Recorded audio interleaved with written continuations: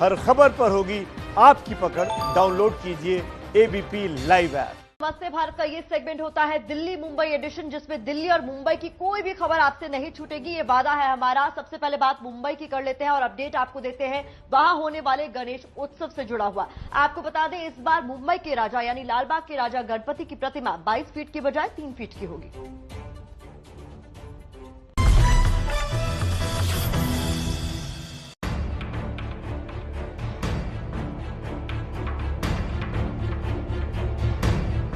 गणपति को विघ्नहर्ता यानी दुखों को दूर करने वाला कहा जाता है। देश में कोरोना संकट है। संकट की घड़ी में मुंबई के राजा भगवान गणेश की तरफ से एक संदेश है। लालबाग गणेश उत्सव मंडल ने कोरोना महामारी से निपटने के लिए इस बार गणेश जी की प्रतिमा 22 फीट की बजाय 3 फीट रखने का फैसला किया है।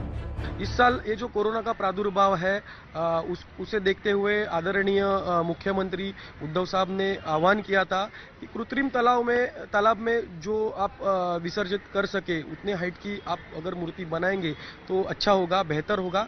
तो वही निर्णय मंडल की तरफ से लिया गया है। मुंबई में हर साल गणेश उत्सव के दौरान 11 दिन की रौनक होती है, लेकिन इस साल कोरोना के संकट को देखते हुए उत्सव को छोटा कर बड़ा संदेश देने की कोशिश की जा रही है। और मुझे खुशी है कि सभी मंडलों ने मुंबई के अपने प्यार की वजह से ये देखा है कि मुंबई में इस उत्सव के दरमियान कोरोना का फैलाव नहीं हुए और उसको प्रतिसाद देते हुए ये कहा है कि हम सब आपके साथ में हैं। जो निर्णय शासन लेगा वो हमें मंजूर है, लेकिन शासन का निर्णय भी होना बाकी है। उसके पहले ही कुछ मंडलों ने उसमें मुंबई का लालबाग का गणेश गली का राजा उन्होंने ये तय कर लिया है कि हम अपनी मूर्ति की ऊंचाई कम करेंगे। मुझे ऐसे लगता है कि सभी मंडल इसको प्रतिसाद देंगे। कोरोना ने सालों की परंपरा तोड़ी है, लेकिन भक्तों की भक्ति और गणेश उत्सव मनाने का हौसला नहीं। कोविड में आज ही भी कोविड-19 का जो प्रादुर्भाव है वो कम नहीं हुआ है। जब तक मेडिसिन नहीं आता है तब तक अपने को खबरदारी लेनी है और गणपति का उत्सव भी साजरा करना है, सब करना है, लेकिन उसमें अपने लोग नजदीकी नहीं ये करना चाहिए, दूरियां बढ़नी चाहिए। लाखों भक्त गणेश उत्सव के लिए लालबाग आते हैं। इस भीड़ से कोरोना संक्रमण बढ़ सकता है। यही वजह है कि सरकार, पुलिस और गणेश मंडल आपस में तालमेल बिठाकर त्योहार और लोगों को कोरोना के खतरे से बचाने की कोशिश कर रहे हैं। भगवान श्री गणेश को विघ्नहर्ता भी कहते हैं। कोरोना का ये संकट अब भगवान श्री गणेश के उत्सव पर भी पड़ता दिख रहा है। उम्मीद रखते हैं कि गणेश उत्सव के बाद विघ्नहर्ता कोरोना के इस विघ्न को भी हर लेंगे।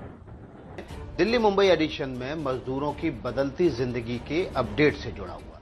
मुंबई मजदूरों के पलायन से परेशान है और अब वापस बुलाने के लिए इन मजदूरों को हवाई टिकट दे रही है। हालांकि अगर इन्होंने लॉकडाउन के समय भी इनका ऐसे ही ख्याल रखा होता तो शायद वे पलायन करते ही नहीं।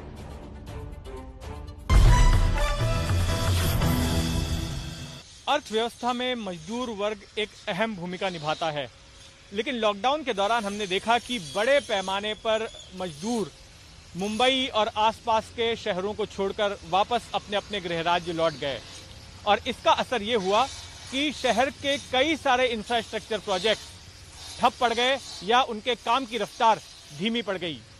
और यही वजह है कि आज कुछ कॉन्ट्रैक्टर्स को अपने मजदूरों को विमान के जरिए वापस उनके गृह राज्य से लाना पड़ रहा है। ये है बिहार की राजधानी पटना के अमित कुमार। पेशे से मैकेनिकल फिटर हैं। इनकी कंपनी ने इन्हें वो सुविधा दी है जो बड़े बड़े अधिकारियों को दी जाती है। कंपनी ने इन्हें मुंबई लाने के लिए प्लेन का टिकट दिया है। सबसे पहले तो अमित आप बताइए कि ये पहली बार आपने विमान का सफर किया है? पहली बार किए थे। बहुत अच्छा लगा, कोई दिक्कत नहीं रहा, बहुत ठीक लगा, कुछ नहीं लगा, बहुत बढ़िया लगा, कोई दिक्कत नहीं हुआ। यहाँ कंपनी अपना बुलाया, बढ़िया से रख रहा, खाने पीने का कोई दिक्कत नहीं है। पश्चिम बंगाल के मालदा में रहने वाले सुनील कुमार को जब मजदूरी के लिए प्लेन से बुलाया गया तो वो खुशी खुशी मुंबई चले आए। सुनील आप बताइए जो है आपका अनुभव कैसा रहा? बढ़िया है सर, हम जो है बढ़िया, पहली बार फ्लाइट में आया। हाँ, सब लोग ने बुलाया मुझे। हाँ, बहुत बढ़िया लगा। पहली बार फ्लैट में चढ़ा ना, इसलिए बहुत अच्छा लगा। मुंबई की ब्रिज इंजीनियरिंग कंपनी को कल्याण में रेलवे का पुल का ठेका मिला है। इस ठेके को उसे हर हाल में पूरा करना है। यही वजह है कि वो मजदूरों को प्लेन टिकट देकर वापस मुंबई बुला रही है।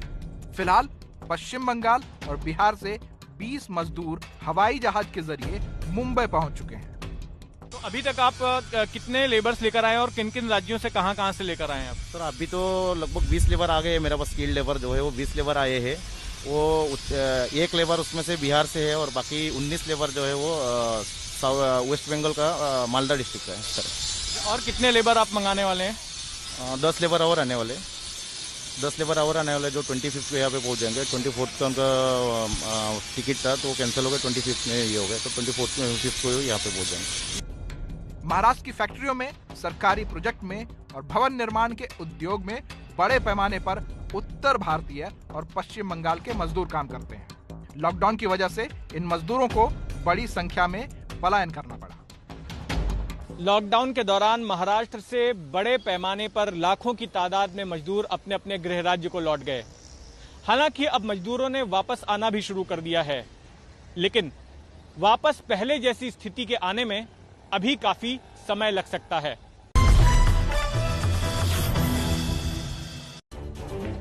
8:37 वक्त हो रहा है। नमस्ते भारत में अब मुंबई में कोरोना अपडेट जान लीजिए। आप जानते हैं मुंबई इस वक्त देश भर का कोरोना कैपिटल बना हुआ है, सबसे बड़ा हॉटस्पॉट बना हुआ है। इसी के मद्देनजर बीएमसी ने ठान लिया है मुंबई को कोरोना से मुक्त करने के लिए ऑपरेशन जीरो शुरू करने का।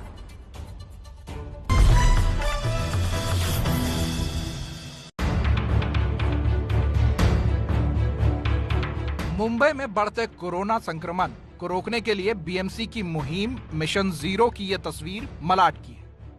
उत्तरी विभाग में बीएमसी ने इस मुहिम को लॉन्च किया है। 50 से ज्यादा मोबाइल डिस्पेंसरी वैन को लोगों की स्क्रीनिंग के लिए लगाया गया है। मुंबई के उत्तरी विभाग में इसी तरीके की मोबाइल डिस्पेंसरी सेवा लोगों तक उपलब्ध कराई जाएगी। इस बस के सहारे कई डॉक्टर्स की टीम इस उत्तरी विभाग में पहुंचाई जाएगी, जिसमें लोगों की रैपिड स्क्रीनिंग कर उनकी जांच की जाएगी। ये सामने जो आप कैंप लगा हुआ देख रहे हैं मुंबई के मलाड इलाके में लगाया गया है, जो एक हॉटस्पॉट का केंद्र है। ये डॉक्टर्स की टीम यहाँ पर पहुंची हुई है और लोगों की स्क्रीनिंग कर उनकी जांच कर रही है।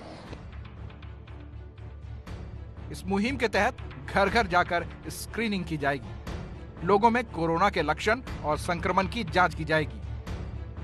इस मुहिम का लक्ष्य मुंबई के उत्तरी और पूर्वी इलाकों में बढ़ते कोरोना के चेन को तोड़ना है। इस मुहिम के तहत उठाए जा रहे कदमों को बारीकी से समझने के लिए हमने बात की मुंबई के मेयर किशोरी पेडनेकर से। महानगर पालिका 2-3 स्टेप पे काम करने वाली है। एक तो पहला स्टेप है कि जिस गली है, जिस चौल है या सोसाइटी है, उसका आजू बाजू का जो परिसर है पूरा वो डिसइंफेक्शन किया जाएगा। जो हमारे CHV रहते हैं वो घर घर जाके, MOH और CHV घर घर जाके एक एक पेशेंट ना एक एक रुग्ण नागरिक को देखते ही उनका किसी का SpO2 कम है उनको अलग करेंगे, जिसका टेम्परेचर है उनको अलग करेंगे, सर्दी खांसी खोखला है कुछ है ऐसा है उनको अलग करेंगे। मेयर पेडनेकर ने यह भी कहा कि इस मुहिम की सफलता के लिए जन भागीदारी जरूरी है।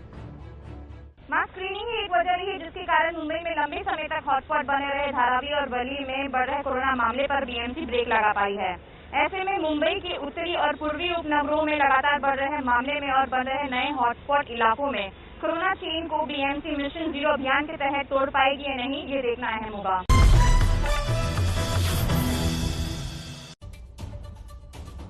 8:40 हो रहे। नमस्ते भारत के दिल्ली मुंबई एडिशन में अब वक्त हो गया है कोरोना संकट के बीच फ्री में बंट रही ऑक्सीजन के बारे में आपको अपडेट देने का। खबर मुंबई से है।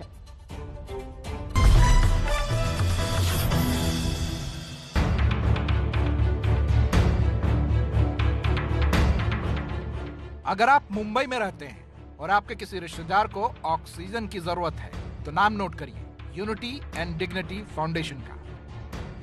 अगर आपको अस्पताल में ऑक्सीजन नहीं मिल रहा है तो नंबर नोट करिए 9892012132।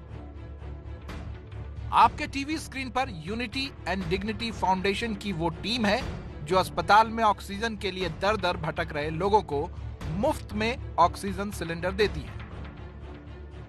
मुंबई के सरकारी और निजी अस्पतालों में बेड्स और ऑक्सीजन सिलेंडर्स की किल्लत को लेकर खबरें आपने सुनी होगी, लेकिन अब इसके लिए यूनिटी एंड डिग्निटी नाम का फाउंडेशन काम कर रहा है जो जरूरतमंदों के पास ऑक्सीजन सिलेंडर्स पहुंचा रहा है। इस समय हम वहीं पर मौजूद हैं। आप देख सकते हैं यूनिटी एंड डिग्निटी फाउंडेशन के कुछ वॉलंटियर्स यहाँ पर मौजूद हैं और जरूरतमंद जिन्हें ऑक्सीजन सिलेंडर्स की जरूरत है उन तक ये मदद पहुंचाई जा रही है।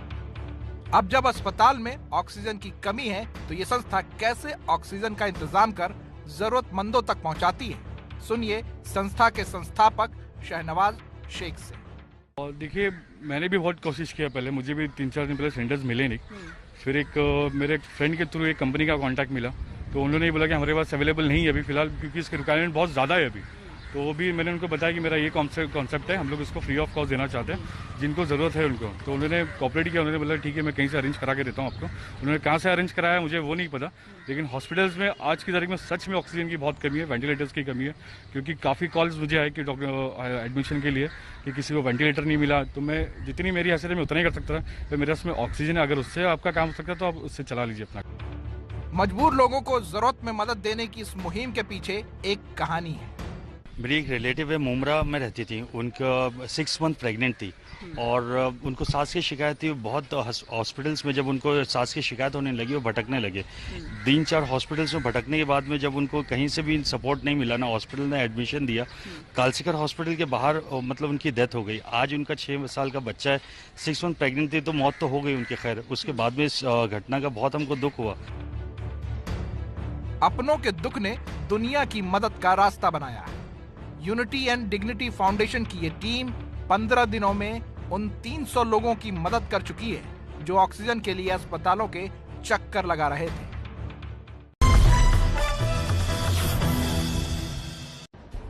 8:44 हो रहे हैं। नमस्ते भारत में इस वक्त की बड़ी खबर है। डीजल के दाम पहली बार इतिहास में देश की राजधानी दिल्ली में पेट्रोल से ज्यादा हो गए हैं। दिल्ली में जो पेट्रोल की कीमत है वो 79 रुपए 80 पैसे, जबकि डीजल की कीमत 79 रुपए 92 पैसे हो गई है। कुल मिला के डीजल पेट्रोल से 12 पैसे महंगा हो गया। इस वक्त की बड़ी खबर यह है, भारतीय पेट्रोलियम के इतिहास में पहली बार डीजल पेट्रोल से ज्यादा महंगा हो गया है।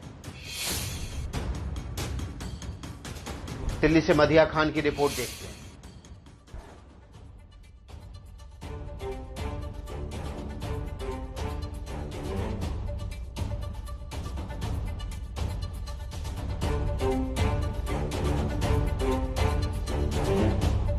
लगातार पेट्रोल और डीजल के प्राइसेस जो है वो बढ़ते जा रहे हैं और इस वक्त कोरोना काल है, आर्थिक स्थिति देश की वैसे भी अच्छी नहीं है और अब ऐसे में एक आम आदमी के लिए कितना ज्यादा मुश्किल है अपना घर चलाना, बाहर जाके काम करना, क्योंकि इस वक्त जान का खतरा भी है बाहर जाके काम करने में। और ऐसे में जिस तरह से लगातार प्राइसेस बढ़ रहे हैं वो एक अलग ही समस्या है आम आदमी की। यहाँ पर कुछ लोग हैं, उनसे बात करते हैं। सर क्या कहना है, लगातार पेट्रोल और डीजल के प्राइसेस जो बढ़ रहे हैं उस पर क्या कहना है? मैम हम क्या कहें, अब ये तो गवर्नमेंट देखनी चाहिए, गवर्नमेंट को। ये तो गवर्नमेंट देखें, हम क्या कर सकते हैं, आम पब्लिक हैं हम भी। और पब्लिक कितनी परेशानी है इस वक्त आम आदमी के लिए? एक तो काम का नहीं है, दूसरा ऊपर पेट्रोल पे पेट्रोल बढ़ाए जा रहे हैं रेट, इस पे डीजल पे भी बढ़ गया। डीजल इससे महंगा हो रहा है पेट्रोल से भी। लगातार जो प्राइस बढ़ रहा है उस पर कितनी ज्यादा सेल पे असर हुआ है? सेल पे बहुत असर पड़ गया जी। पहले 10,000 का लगभग होता था सेल, आजकल जो है 7-8 हज़ार रुपया हो गया सेल पे। सर लगातार कितना प्राइस बढ़ गया? लगातार मिनिमम 7-8 रुपये बढ़ गए, 25-30 एक महीने के अंदर 8-9 रुपये बढ़ गए। उससे पहले भी बढ़े थे, 7 रुपये समथिंग बढ़ा था पहले। और ये बढ़ने से यूँ मानिए कि 1-1.5 महीने में 15 रुपये के करीब बढ़ गया, 1.5 महीने में। नमस्ते भारत का दिल्ली मुंबई एडिशन देख रहे हैं आप। दिल्ली को लेकर ताजा अपडेट क्या है, कोरोना की स्थिति में कहां खड़ी है देश की राजधानी दिल्ली, क्योंकि हर पर बदल रहा है यहां हर नियम। जानिए।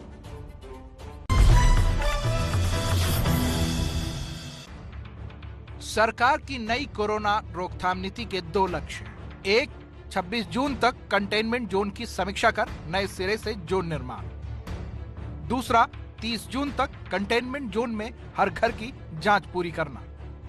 कंटेनमेंट जोन की निगरानी सिर्फ जिला अधिकारी टास्क फोर्स नहीं करेगी, बल्कि इनमें दिल्ली पुलिस के डीसीपी, नगर निगम के डीसी, एमसीडी की स्वास्थ्य team, district surveillance officer, IT professional, medical college के टीचर, शिक्षा और युवा विभाग से जुड़ी संस्था को शामिल किया गया है। जिला स्तर पर नए सिरे से बनने वाली टीम का काम होगा आईसीएमआर की गाइडलाइंस के मुताबिक कंटेनमेंट जोन के अंदर रैपिड एंटीजन और आरटीपीसीआर टेस्ट करना, कंटेनमेंट जोन में एक्टिव केस का पता लगाना, घनी आबादी वाले इलाकों से कोविड पॉजिटिव मरीजों को कोविड केयर सेंटर तक पहुंचाना, सामाजिक दूरी के नियम के पालन के लिए पुलिस की तैनाती करना, कंटेनमेंट जोन में नियंत्रित आवागमन, सीसीटीवी और ड्रोन से कंटेनमेंट जोन की निगरानी,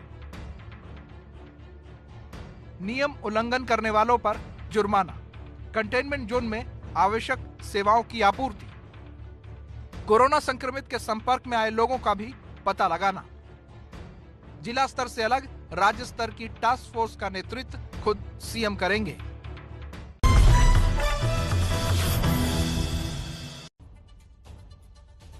8:51 हो गए हैं। नमस्ते भारत के दिल्ली मुंबई एडिशन में आप खबर दिल्ली से है। आपको अपडेट देने का वक्त हो गया है दिल्ली की नई कोरोना नीति पर, जिसको लेकर विवाद हो गया है। दिल्ली की डिप्टी सीएम मनीष सिसोदिया ने कहा है कि अगर हम हर मरीज को कोविड सेंटर भेजेंगे तो सरकार और लोगों की परेशानी बढ़ जाएगी।